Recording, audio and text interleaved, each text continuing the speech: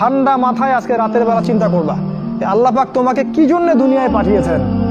একটু চিন্তা করবা, 1 মিনিট একটু চিন্তা করবা যে তুমি পৃথিবীতে নাই, তুমি পৃথিবীতে নাই, তুমি মারা গেছো। চিন্তা করবা তুমি মারা গেছো।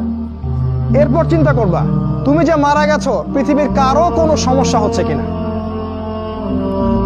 তুমি যে মারা গেছো পৃথিবী কি থেমে আছে? তোমার পরিবার থেমে থাকবে? তোমার শিক্ষা, তোমার বন্ধু বান্ধব, তোমার আত্মীয় স্বজন কেউ থেমে থাকবে? কেউ থেমে থাকবে না। তুমি পৃথিবীতে থাকো বা না থাকো কারো কিছু আসে যাবে না। আল্লাহ পাক তোমাকে যে পৃথিবীতে রেখেছেন একটা সুযোগ খালি দিয়েছেন, যেটা তুমি আল্লাহর দ্বীনের জন্য কিছু করতে পারো। এটাই আল্লাহ তোমার কাছে চান, আর কিচ্ছু চান না। আর কিচ্ছু আল্লাহ তোমার কাছে চান না। আল্লাহ চান তুমি একজন ভালো মানুষ হও, ভালো মুসলিম হও এবং দ্বীনের জন্য কিছু খেদমত করে পৃথিবী থেকে বিদায় নাও। এই দিন তুমি ছাড়াও বিজয়ী হবে ইনশাআল্লাহ। তুমি থাকো বা না থাকো এই দিন কিন্তু বিজয়ী হবেই। হয় তোমাকে নিয়ে হবে অথবা তোমাকে ছাড়াই হবে। জীবনের উদ্দেশ্য ফিক্স করো। জীবনের উদ্দেশ্য একটাই, জান্নাত। জান্নাত পাওয়ার জন্য যা করা দরকার তাই করতে হবে। কোরআন হাদিস মেনে চলা থেকে শুরু করে আমল করা, আদব আখলাক সবকিছু এর মধ্যে চলে আসবে ইনশাআল্লাহ। আল্লাহ পাক তোমাকে পথ দেখাবেন। আগে তুমি জীবনের উদ্দেশ্য ফিক্স করো। একটা কথা বলি, সবাই তোমাদেরকে বলবে জীবনে সফল হতে হবে। অনেক কথা আমি বলছি আমার ব্যক্তিগত অভিজ্ঞতা থেকেই বলছি।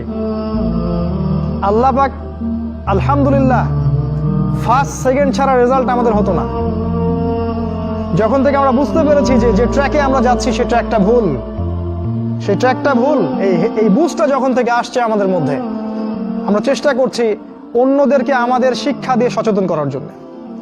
আমরাও ভুল করেছি, ভুলের উপর ভুল করেছি। আল্লাহ পাক যেন মাফ করেন। আল্লাহুম্মা আমিন। সাফল্যের সংজ্ঞা শেখানো হতো আমাদেরকে পরিবার থেকে। সফল হতে হবে বাবা, নিজের পায়ে দাঁড়াতে হবে, বাবাকে দেখতে হবে, মাকে দেখতে হবে, অমুক তমুক ইত্যাদি ইত্যাদি। বিয়ে করবি কি নিয়ে, তোর তো কিছুই নাই, বলে নাই কথাগুলো আপনাদের। চাকরি বাকরি করতে হবে, প্রতিষ্ঠিত হতে হবে। শোনো, সাফল্যের একটা সংজ্ঞা দিয়েছেন আল্লাহ কোরআনে, একটাই সংজ্ঞা, সূরা আল ইমরানের মধ্যে আছে। আজকে আমি সব ডিটেলস বলার সময় পাচ্ছি না। সূরা আল ইমরানের মধ্যে আছে কুল্লু নাফসিন যায়িকাতুল মাউত, প্রত্যেকটা নফস মারা যাবে এবং কিয়ামতের মাঠে তাদের পুরোপুরি প্রতিদান তাদেরকে দেয়া হবে। এখানে আল্লাহ সাফল্যের সংজ্ঞা দিয়েছেন, ফামান যুহজিহা আনিন নার ওয়া উদখিলাল জান্নাহ ফাকাদ ফাজ। ওই দিন কিয়ামতের মাঠে যাকে জাহান্নাম থেকে বাঁচানো হবে আর জান্নাতে প্রবেশ করানো হবে, ফাকাদ ফাজা, এই ব্যক্তি হচ্ছে সফল।